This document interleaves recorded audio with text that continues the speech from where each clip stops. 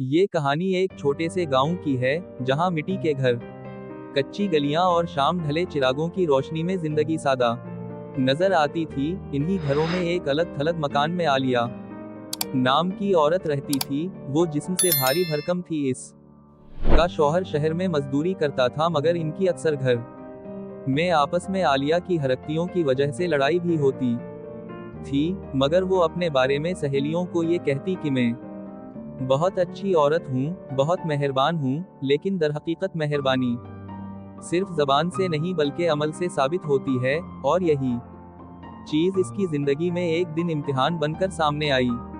एक शाम जब सर्द हुआ चल रही थी और सूरज ढलने को था, तो एक गरीब फटे पुराने कपड़ों में लिपटा हुआ, बिखरे बालों और थके चेहरे वाला आदमी आलिया के घर के दरवाजे पर आया।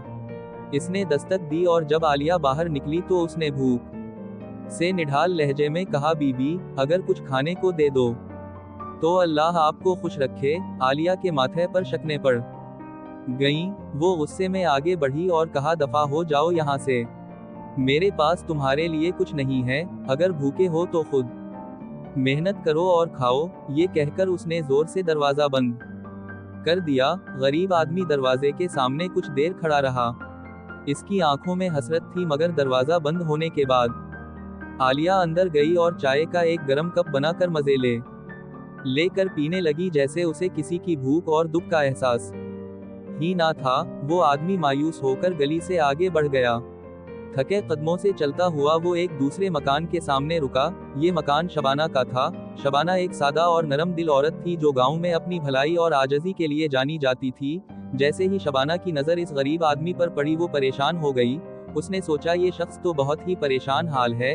उसने फौरन दरवाजा खलवाया और बेटे को कहा, तुम उस आदमी को बैठक में बैठाओ। और खुद आकर बोली, भाई, हमारे पास कुछ रोटियां और सेब हैं। मेरे शौहर शहर में फ्रूट का छोटा सा काम करते, इससे ज्यादा हमारे पास आपको देने को कुछ नहीं है। आप 2 रोटियां और 3 सेब खा लो। गरीब आदमी इसकी बात सुनकर हैरान भी हुआ और शुक्रगुजार भी। वो अंदर आया और फिर रोटी और सेब खाए। कुछ देर बाद वो आदमी उठ खड़ा हुआ और कहा, तुमने मुझ पर बड़ा एहसान किया है। सूरज गुरूब होते वक्त जो काम तुम शुरू करोगी, वो चांद के निकलने तक जारी रहेगा। ये कहकर वो शुक्रिया अदा करता हुआ चला गया। शबाना सोच में पड़ गई कि इस बात का क्या मतलब है। इस रात जब वो बावर्ची खाने में गई तो उसने देखा कि मेज पर एक सेब रखा है। वो हैरान हुई कि ये कैसे है, क्योंकि बाकी सब सेब तो खा लिए गए थे। फिर इसने सोचा, ये बचा हुआ सेब में टोकरी में डाल देती हूँ। जैसे ही इसने सेब टोकरी में डाला तो पलटकर देखा कि मेज पर एक और सेब रखा है। शबाना की आंखें कुली की कुली रह गईं। उसने वो सेब भी टोकरी में रखा और फिर पलट कर देखा तो तीसरा सेब मौजूद था। अब उसकी समझ में आने लगा कि इस मुसाफिर की बात का मतलब क्या था। वो हैरान भी थी और खुश भी। वो टोकरी भरती गई जब तक चांद आसमान पर नमूदार ना हो गया।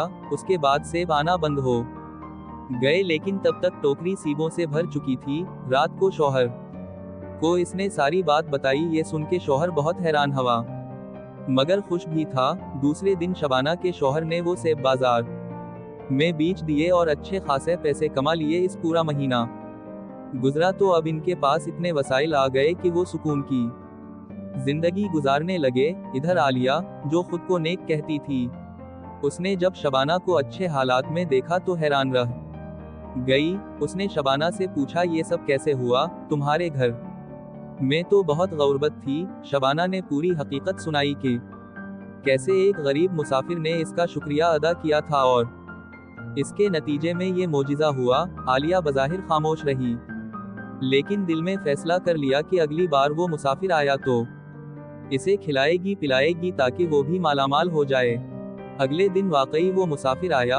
आलिया और उसके शौहर ने दरवाजा खोला और खुशमदाना लहजे में कहा, मेहरबानी कर के अंदर आ जाइए, हम आपकी खातिर मदारत करना चाहते हैं। मुसाफिर अंदर आया तो आलिया ने इसे बहुत सी चाय और केक पेश किए। उसने पीठ भरकर खाया और फिर खड़ा होकर शुक्रिया अदा किया और कहा, सूरज गुरूब होने के वक्त जो काम तुम शुरू करोगी वो चांद निकलने तक जारी रहेगा। ये कह कर वो चला गया। आलिया के जहन में दौलत का लालच सवार था। इसने सोचा अब मैं एक शिलिंग का सिक्का बार बार उठाकर बैग में डालूंगी और जब तक चांद निकलेगा तब तक मेरे पास ढेरों सके जुमा हो जाएंगे और मैं अमीर हो जाऊंगी। शाम ढली, सूरज गुरूब होने को था। आलिया ने मेज पर सिक्का रखा और तैयारी करने लगी, लेकिन उसी दौरान बेध्यानी में वो मेज पर रखे पानी के बर्तन से टकरा गई। पानी फर्श पर फैल गया। आलिया ने जल्दी से कपड़ा लिया और फर्श साफ करने लगी, लेकिन वो ये काम कर ही रही थी कि सूरज गुरूब हो गया और वो फर्श साफ करती रही। चांद निकलने तक बहुत पानी इसके घर में जुमा हो गया और घर का फर्श बैठ गया और दीवारों में दरार आ गई। इसका यही काम जारी रहा, और चूंकि चांद इस रात देर से निकला था इसलिए इनका बहुत नुकसान हुआ। उन मियाँ बीवी के हाथ में कोई खजाना ना था, कोई सिक्का ना था, सिर्फ थकन और महरूमी थी। उस वक्त उसे एहसास हुआ कि नेकी जबान से नहीं बल्कि दिल से और खुलूस से करनी चाहिए। शबाना की नेक नियति ने इसे इज्जत और खुशहाली दी और आलिया की लालच ने इसे जलील और खाली हाथ कर दिया। गांव के लोग जब इस वाकये के बारे में जानते तो सब कहते कि सच्ची भलाई हमेशा बरकत लाती है और लालच हमेशा बर्बादी का सबब बनती है।